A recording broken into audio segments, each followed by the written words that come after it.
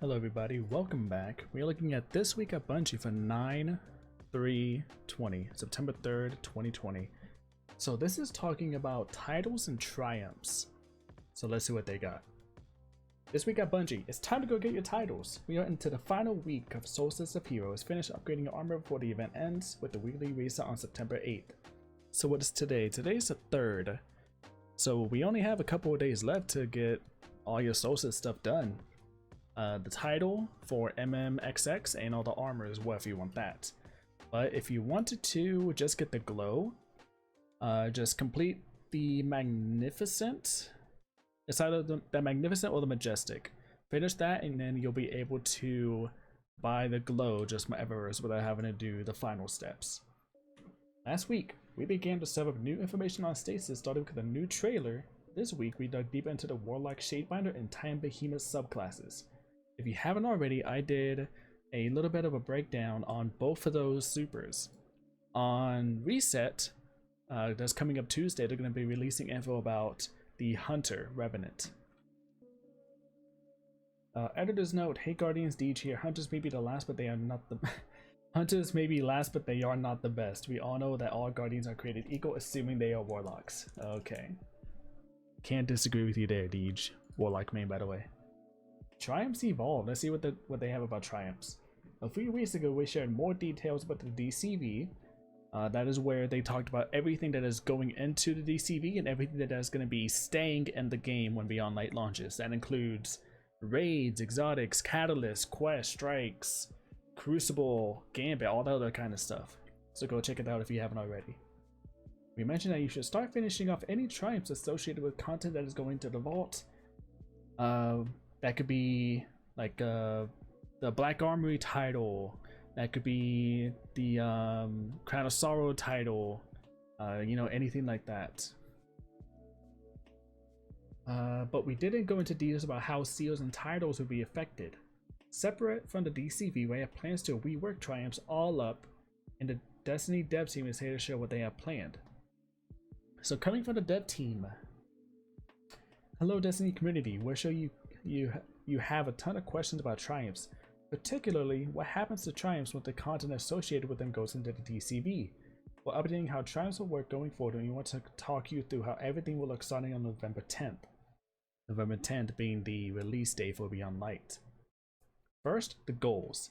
So this is what they want to achieve whenever they start changing up the triumphs. Provide pursuits for all players, seasonal pursuits that match each season of Destiny, destinations pursuits for each new destination, ensure everyone can show off their accomplishments, make all triumphs have a score. There are a lot of triumphs that don't have scores, kind of like the seasonal, a lot of the seasonal ones. Make sure it's clear what happens when content goes into the DCV. Hopefully this write-up will answer your questions and lead to more discussion going forward. An evolving world. We touched on the subject the last time we talked to you about triumphs. It's critical to us that there are challenging triumphs each season and that only the most dedicated among you will earn them all and hit the max score. Here's looking at you, Ilulu. That is a player that has max triumph score. Every single triumph completed and all the things done. Absolutely insane. At the same time, it's also important that even the freshest kindergarten has the same chance to climb that mountain no matter when they join the Destiny community, given of course that they put in the time and dedication for the content available to them. For Shadowkeep and the base D2 experience, we tried to do this by combing through each triumph individually, looking to see if it was still achievable, and then taking the score away from any triumph that could no longer be earned. While it achieved most of our goals, it didn't give you the ability to plan your attack to earn absolutely everything you wanted, and there wasn't a good predictor on when things would go away. For us to hit our goals, we knew that we needed to make some changes with how we are delivering triumphs to players. An evolving set of triumphs for an evolving world. So what are they going to do with triumphs? We organize triumphs to make them more compatible with our evolving world, and by that they mean create a career store that represents the totality of what you've done in D2, create an active score for the things you have done that are now in the live game, focus our generic triumphs into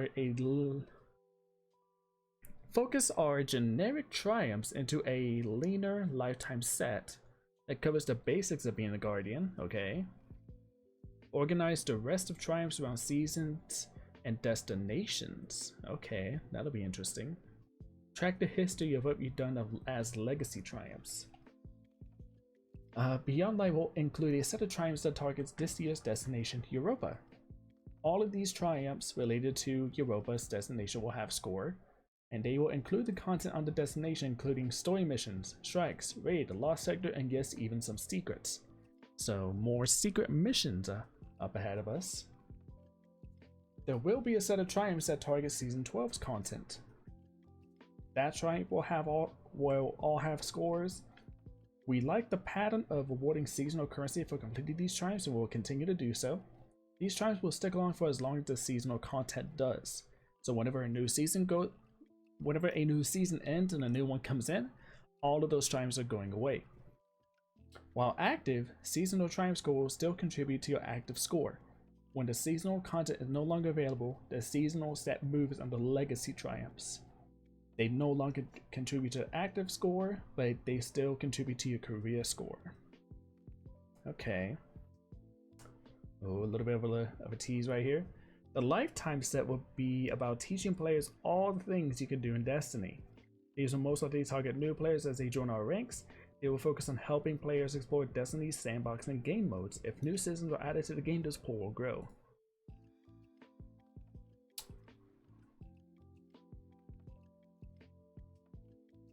I gotta say, that looks clean. That looks super clean. I love how they changed some of the logos on this stuff. What is this one? Can you even see my...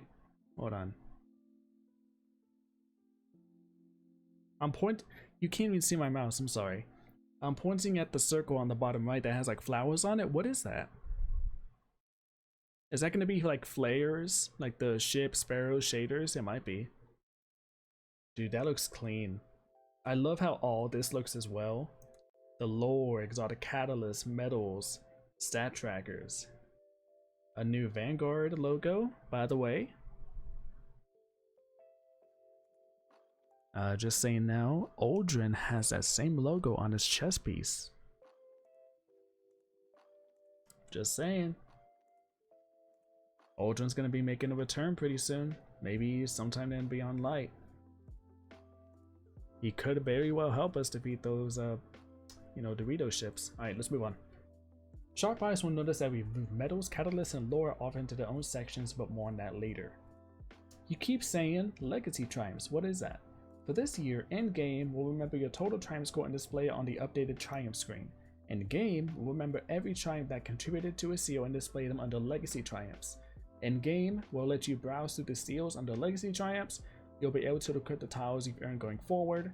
We'll have a demonstration set targeting the Leviathan that shows how this works. Excuse me.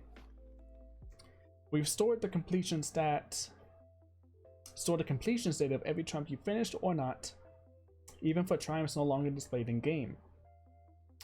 Work is ongoing to flesh out the categories those triumphs live in. Going forward, when more content moves into the DCV, triumph sets that are no longer earnable will become legacy triumphs. Legacy triumphs will contribute to the career score, but not the active score. What about the things that can still be earned after Beyond Light releases on November 10th? We'll break out the Luna, Dreaming City, Tangled Shore, EDZ, and Nessus triumphs into their own destination sets and keep them available and contributing to your active triumph score. Remove your progress into any triumph that still exists. In some cases, we reduce the size of the triumph sets to make this easy to understand for new players, Gambit, Crucible, and Vanguard for example. In other cases, we increase the size of the set and added rewards. Does this mean some seals may no longer be earnable? Yes, with a bunch of content going to the DCV, there are seals and the corresponding titles will no longer be earnable. So, these are the seals, that will be earnable in Beyond Light after November 10th. That is going to be Unbroken, Dredgen, The Flawless, Conqueror, Harbinger, Enlightened, Cursebreaker, Riven's Bane, a new one for Beyond Light, a new one for Season 12, and then another whole new one. That could be, I'm guessing that's going to be like a seasonal one. Not like a seasonal, but like an event one. Like how we have one for Solstice of Heroes. It could be one like that. That's interesting. 3 new titles. These are all the titles that will no longer be earnable once Beyond Light launches. That's going to be Shadow, Reckoner, Blacksmith, Wayfarer, Chronicler, Seasons 5 through 11 titles. Okay. I'm working on Chronicler right now. I think I'll be able to get it done. But that's a big one. That is a big one to go away. Dang. Reckoner as well. Oh yeah, they do have to change all the gear because it's not going to be usable. They said they'll see what they're going to do about that. What were you saying about metals, catalysts, and lore moving? Metals and catalysts will now have their own sections to make them more visible and easier to keep track of. Lore will have its own section and a brand new UI to show off the book covers and improve the reading experience. That's actually going to be pretty interesting. All lore up through Season of Arise will be available to all players. The game will still show how many of the pages you earned, but everyone will be able to read everything now. Okay, so you'll be able to see all the pages, but I'm guessing it'll be like it'll be darkened to show that you haven't actually found it, but you'll still be able to read it, and it'll be probably brightened up, lit up to show that you actually found it. So if you want to see X out of X pages earned, go earn any missing lore pages before the end of the season as well. New lore will be unlocked through triumphs going forward and eventually made available to everyone when they become legacy triumphs.